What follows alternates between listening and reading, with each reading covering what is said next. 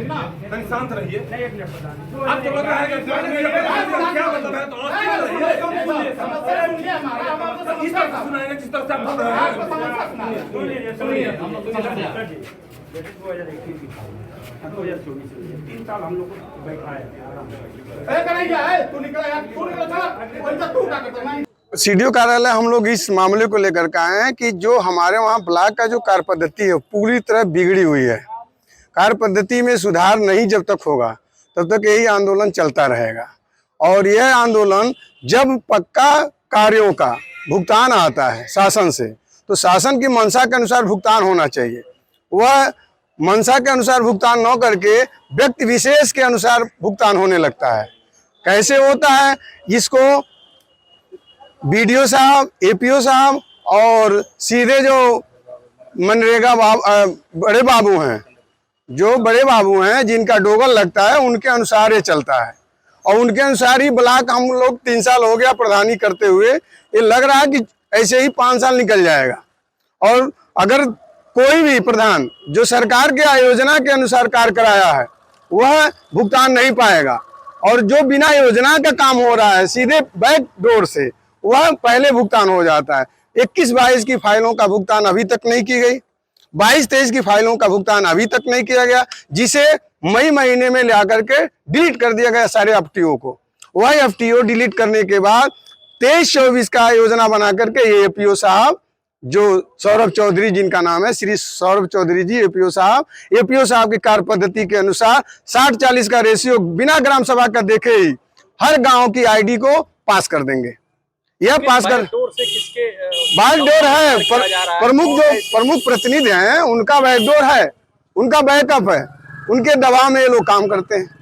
दोनों अधिकारी हम लोग प्रताड़ित होते हैं। सीधे हम लोगों को सुना नहीं जाता, वीडियो द्वारा हम लोगों की बात नहीं सुनी जाती, एपीओ महोदय द्वारा हमारी बात नहीं सुनी जाती। ये प्रधान संघ इसलिए पीड़ित है।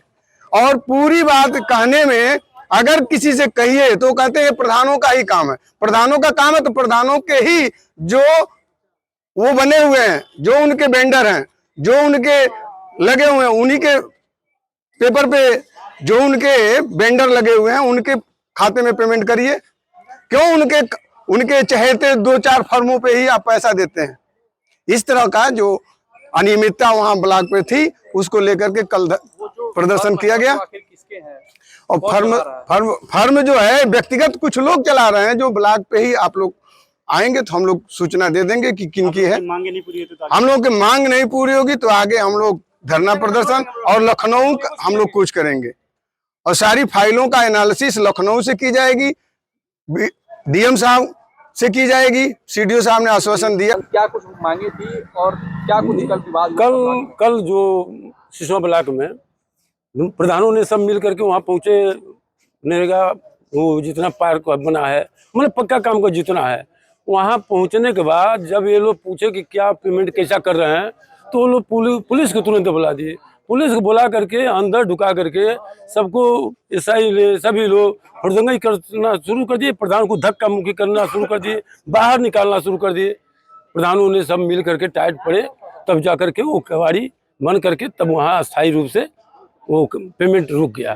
किसके दबाव में, जो एपीओ हैं या वहाँ के वीडियो ये भाई ब्लॉक प्रमुख जो है प्रतिनिधि, मतलब वो क्या नाम, वो धीरेन्द्र प्रताप सिंह।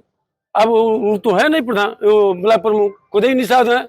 अब वो खुदई निषाद को बैठने नहीं देते हैं, बैठते हैं ये दबा देते हैं और कहते हैं कि मैं यहाँ का बास हूँ, जितने कमजोर प्रधान है उनको वही पेमेंट नहीं मिल पा रहा है, सारा पेमेंट ये लोग रुक दे रहे हैं। आखिर क्यों ग्राम प्रधानों का जो लिस्ट था वो ब्लॉक प्रमुख ने तैयार किया था? क्या कारण था? क्या वो ग्राम प्रधानों के ग्राम में जाके कुछ काम कराते हैं इस नाते? नहीं, जो कमजोर प्रधान हैं उनके गांव में जाकर के क्षेत्र पंचायत के माध्यम से काम कराते हैं।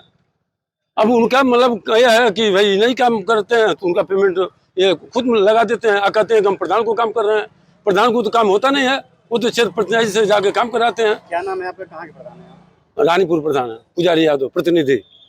तो क्या आश्वासन मिला डीएम और सीडीओ से? नहीं, कहे सर अब की तनावर देख लीजिए आप लोग, इसके बाद में फिर जब पेमेंट कल कुछ है, करवा लीजिए, उसके बाद में मैं बढ़िया से सिस्टम बना दूंगा। क्या अधिकारी सत्ता के दबाव में काम कर रहे हैं? नहीं, अधिकारी कोई नहीं, और पुलिस का कोई दोष नहीं था। ये धीरेन्द्र प्रताप पुलिस को बुलाए, वहाँ पुलिस का कोई काम नहीं थी, सरकार की योजनाओं को विफल पुलिस का कोई दोष नहीं था। ये केवल जबरदस्ती बोला दिए हुड़दंगी करा कर हम पेमेंट करा लेंगे, तो पुलिस तो हुड़दंगी करेगी नहीं। पुलिस गई, बरा उरा दिया, बरा उरा का हट गए। रुका रहे हैं लोग। अब ये लोग मान लीजिए जबरदस्ती करके कि नहीं टोटल होगा तो हमारा होगा।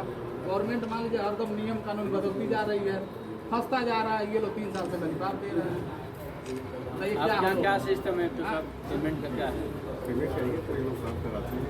नहीं किसको आगे इनका आरोप है कि जो इनके लोग हैं उन्हीं का पेमेंट हो रहा है।